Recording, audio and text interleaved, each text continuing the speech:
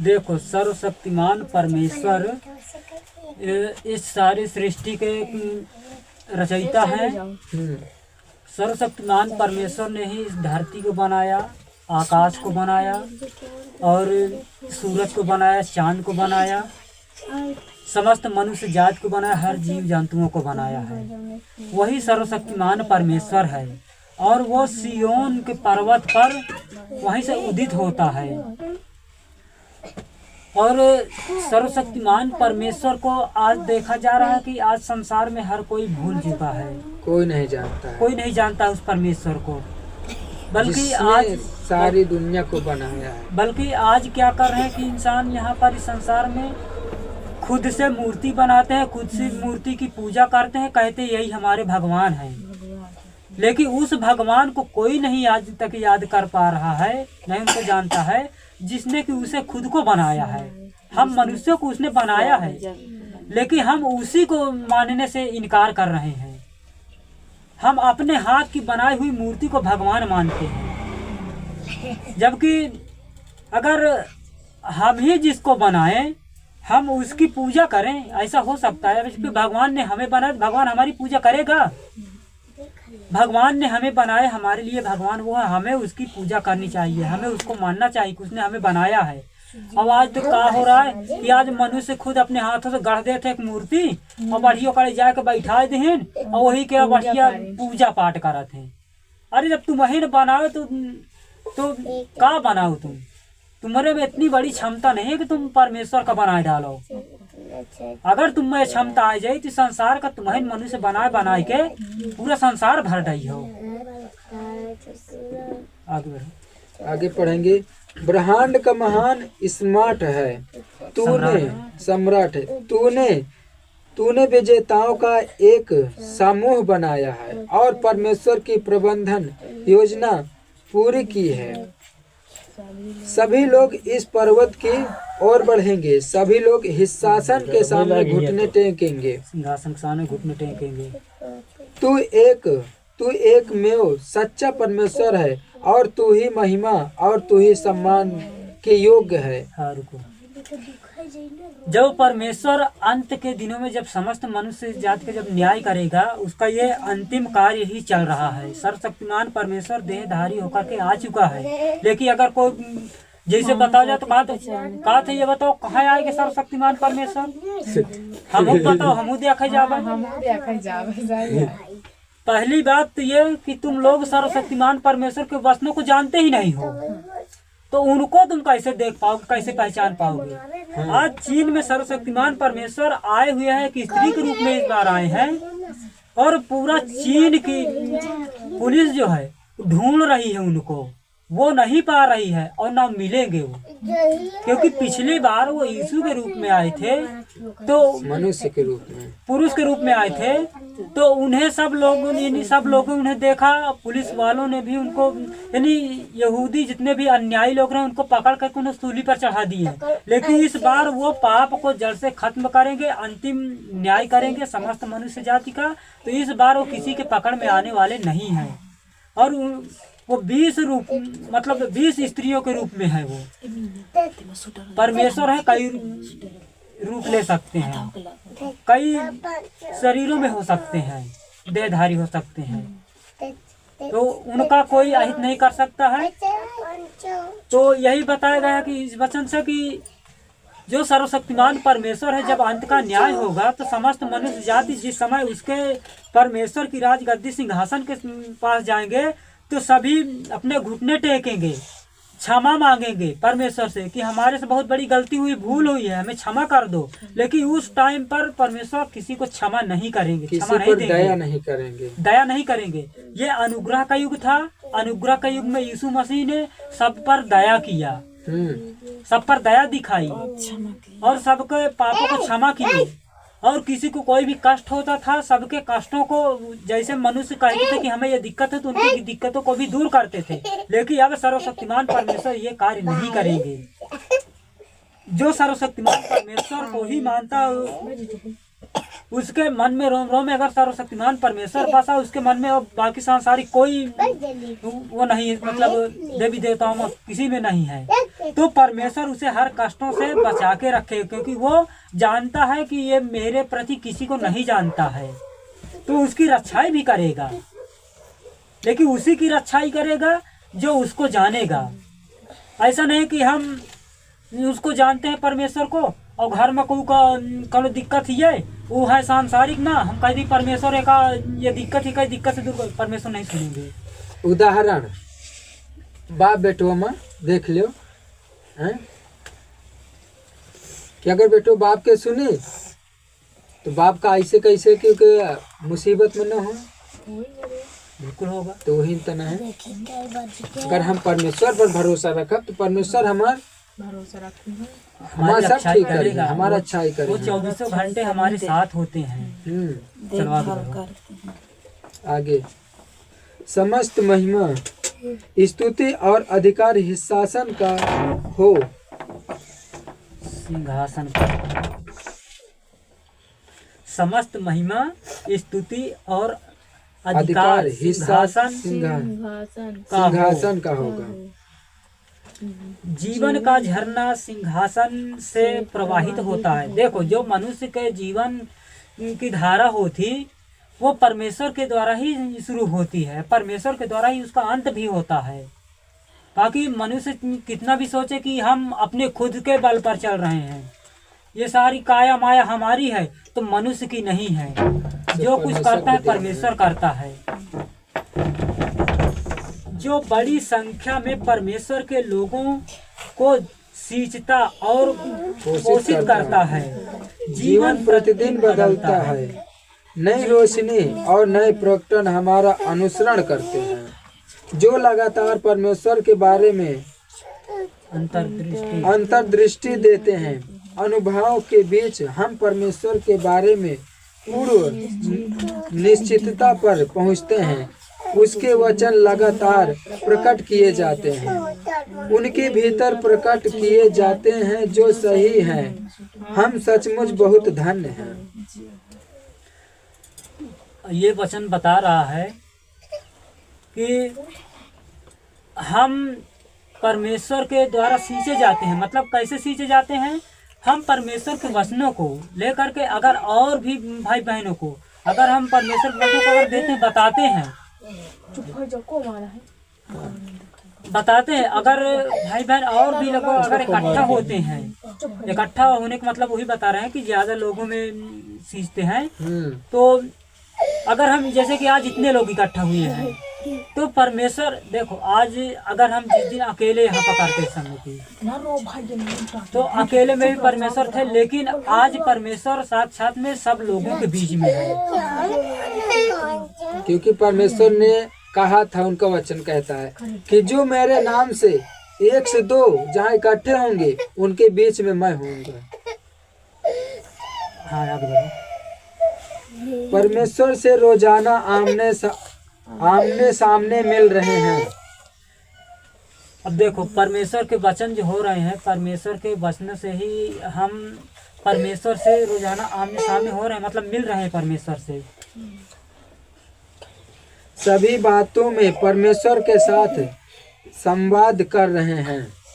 अब परमेश्वर के वचनों पर जैसे कि हम बातचीत कर रहे हैं, परमेश्वर की बातें कर रहे हैं, तो परमेश्वर बहुत खुश होता है कि मेरे वचनों को लेकर मेरे नाम पर संवाद कर रहे हैं, यानी कि एक दूसरे से बातें कर रहे हैं, मेरी खोज कर रहे हैं। तो आज इतने लोग इकट्ठा होकर के अगर परमेश्वर की अगर हम लोग अगर स्तुति कर रहे हैं, संवाद कर रहे हैं, तो परमेश्वर बहुत खुश हो रहा है। लेकिन शैतान हम सब लोगों के आसपास वो भी है, लेकिन वो परमेश्वर आने नहीं, वो शर्मिंदा हो रहा है। शैतान, परमेश्वर खुश हो रहा है और शैतान हार रहा है। और परमेश्वर को जिताना हमारा फर्ज है और शैतान को हराना हमारा धर्म है। परमेश्वर का वचन यही कहता है कि अगर तुम लोग अगर मुझे अगर खुश करोगे, अगर शैतान को शर्मिंदा करोगे, तो मैं तुम्हें उस योग लेकर जाऊंगा जिस योग की जितने संसारिक समस्त प्राणी है जो नर के जाने योग्य हैं, उनमें से तुम अलग होंगे। उदाहरण, गेहूं का पेड़ ले लो, ओमत दाना कौनो खराब रहते तो कौनो अच्छा रहते। गेहूं का आदमी धैल लेते है और जो के घास घूस रहा थे बलाय सलो का क्या करते, जरा तो ये आगे में डाल देते कि ये गेहूं हमारे काम का है, इसे रख लेते खमियार में, और ये जो घास है इसको ज्यादा डाल देते हैं जलती हुई आग में। तो वैसे ही है कि अब इस संसार में इतने प्राणी, इतने मनुष्य हैं कि इन सब लोगों में छांटे जा रहे हैं। जो अच्छे होंगे उन्हें छांट कर परमेश्वर स्वर्ग की ओर ले जाएगा, स्वर्ग में भेजेगा, और जो वो सांसारिक में है, परमेश्वर को नकारते हैं, उन्हें सीधा नरक में फेंक। जो परमेश्वर को नहीं जानते, जो अन्य देवताओं को पूजते हैं, वो परमेश्वर उनसे नफरत करता है। आगे बढ़ो। और हर बात में परमेश्वर को संप्रभुता दे रहे हैं। हम सावधानी पूर्वक परमेश्वर के वचन पर विचार करते हैं, हमारे हृदय परमेश्वर से शांति पाते हैं। आगे बढ़ो। और इस प्रकार हम परमेश्वर के सामने आते हैं जहां हमें उसका प्रकाश मिलता है। रोजाना अपने जीवन कार्यों, वचनों, विचारों और धारणाओं में हम परमेश्वर के वचन के भीतर जीते हैं। जैसे कि हम रोजाना परमेश्वर के वचनों को खाते पीते हैं, तो परमेश्वर कि उन धाराओं में हम बह रहे हैं जिस धाराओं में परमेश्वर हमें बहाना चाहता है। और परमेश्वर बहुत खुश होता है कि मेरे इस धारा पे जिन्हें मैं बहाना चाहता हूँ वो बहने के लिए तैयार हैं और बह रहे हैं। अगर हम आज परमेश्वर के वचनों को आज सुन रहे हैं, बहुत खुशी हो रही है कि आज हम परमेश्वर के वचनों को आज हम खा पी रहे हैं। और कल का दिन आए कि हम परमेश्वर के वचनों को भूल करके और फिर से वही चले जाए सांसारिक में, देवी देवताओं में, तमाम प्रकार के कुछ ऐसे जगह मेला होते हैं सांसारिक धर्म पर, तो हम उनमें जाके शामिल हो जाए। तो हमें उन सारी चीज़ों में नहीं जाना। अगर हम सर्वशक्तिमान परमेश्वर के वचनों को अगर पा चुके हैं तो हमें उस सत्य को हमें स्वीकारना है कि हमें झूठे उस विचारों में नहीं जाना है। क्योंकि परमेश्वर ने ये सब चीज नहीं बनाया है, ये सब किसने बनाया है? ये सब मनुष्य ने बनाया है। धर्म, जात, ये सब मनुष्य ने बनाया, ये परमेश्वर नहीं बना। इसलिए परमेश्वर ने वचन कहता है कि ना तो तुम संसार के हो, ना संसार की वस्तुएं से प्रेम रखो। ये मेरी किताब में लिखा है। परमेश्वर का वचन कहता है कि ना तुम संसार के हो और ना संसार की वस्तुएं से प्रेम रखो। एक दिन ऐसा आएगा कि परमेश्वर एक एक करके चुन लेगा जो उसके योग्य हैं, बाकी सब यहीं के यहीं रह जाएंगे और सीधा वो सब नरक में जाएंगे। जलती हुई आग की धारा होगी, उसी में झोंका जाएगा। जैसे आज लकड़ी आज चूल्हा में लगा करके खाना बनाते हैं, उसी तरह से उस जलती आग की धारा में परमेश्वर को न स्वीकार करने वालों को झोंका जाएगा, उनको दंडित किया जाएगा और हमेशा के लिए वो नष्ट हो जाएंगे। आगे पढ़ेंगे। और हम हमेशा पहचान करने में सक्षम होते हैं। परमेश्वर का वचन सुई में धागा पिरोता है। अप्रत्याशित ढंग से हमारे भीतर छिपी हुई चीजें एक एक करके प्रकाश में आती है। परमेश्वर के साथ संगति देर सहन नहीं करती। हमारे विचार और धारणाएं परमेश्वर द्वारा उघाड़ कर रख दी जाती है।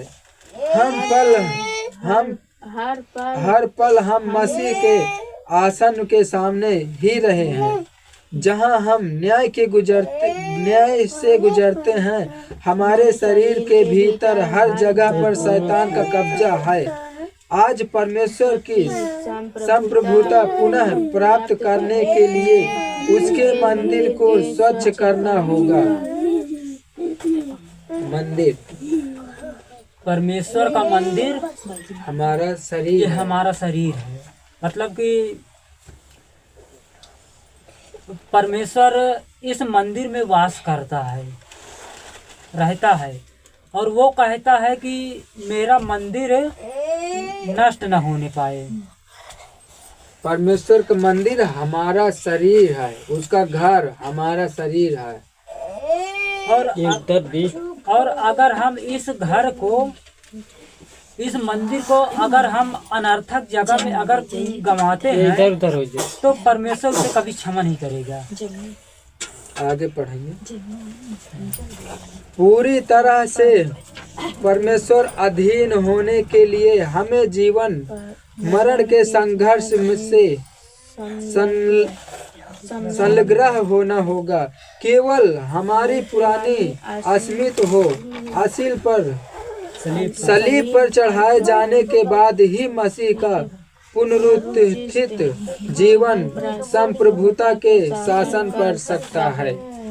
देखो, जैसे कि पूरी तरह से सलीब में जब यीशु मसीह को चढ़ाया गया था सूली पर, हाँ ये जो पढ़े ना ननकी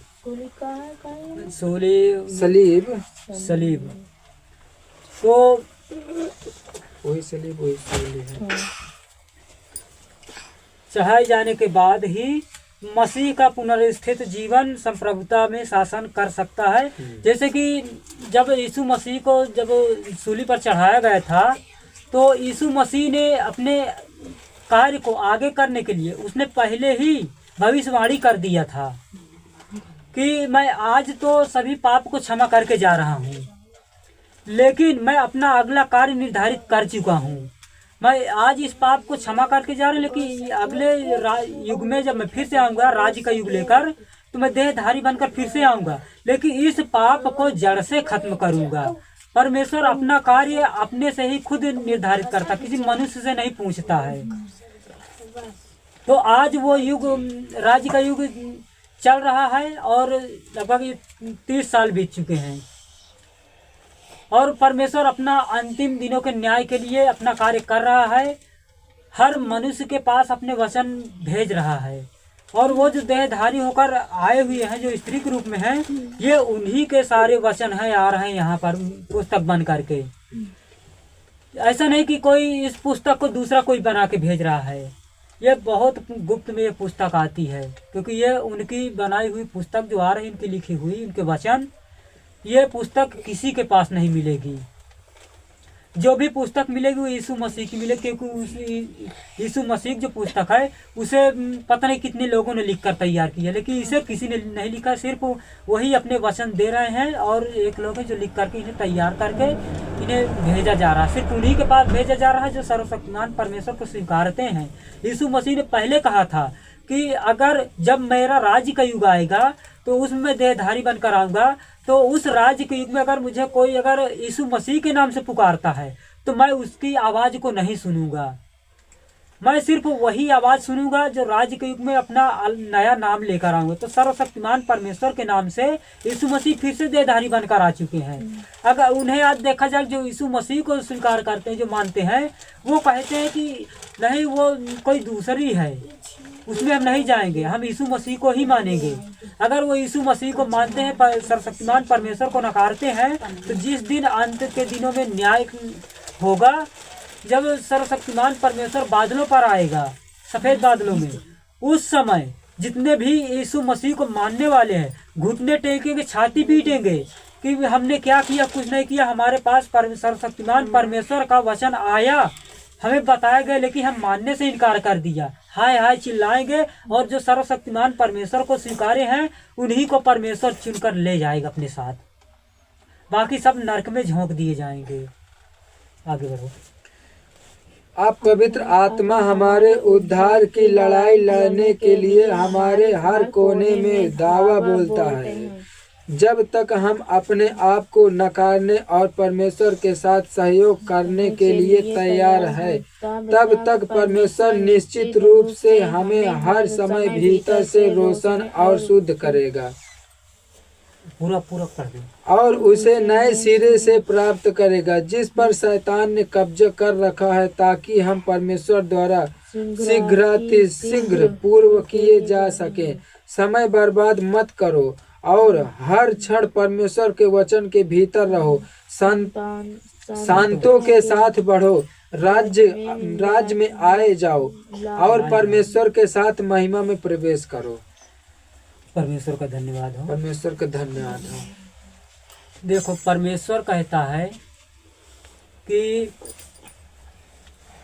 तुम मुझे स्वीकार करते हो, मुझे मानते हो, तो तुम्हारे पास कोई भी शैतान आएगा, तुम्हारी रक्षा मैं करूँगा, तुम्हारे अंदर से रोशन मैं करूँगा। जब तुम्हें कोई मार्ग नहीं दिखेगा तो तुम्हें मार्ग मैं दिखाऊंगा, तुम्हारी अगुवाई मैं करूँगा। और तुम्हें चिंता किस बात की? अगर तुम मेरे वचनों को नहीं मानते हो तो मैं तुम्हें स्वीकार नहीं करूँगा, ना ही मैं तुम्हें रोशन करूँगा, और ना ही तुम्हें मैं किसी शैतान से बचाऊंगा। जो लूसीफर शैतान है, आज इस संसार को, सबको, हर मनुष्य को भ्रष्ट कर रखा है, सिर्फ लालच और लोभ दे रखा है। हर मनुष्य ये चाहते हैं, कोई कहता है कि मेरे पास इतना पैसा हो जाए, मैं ये कर लूँ। इस सोच को लेकर के वो पैसे के पीछे भागता चला जा रहा है, जबकि वो अगर एक दिन में अगर वो 10,000 भी कमा ले रहा तो 10 दिन उसने अगर इकट्ठा किया 1 लाख, तो 11वें दिन उसके पास ऐसी स्थिति आ जाती है कि उसने 1 लाख कमाया 10 दिन में, तो 1.5 लाख की व्यवस्था खर्च करने के लिए शैतान बना देता है।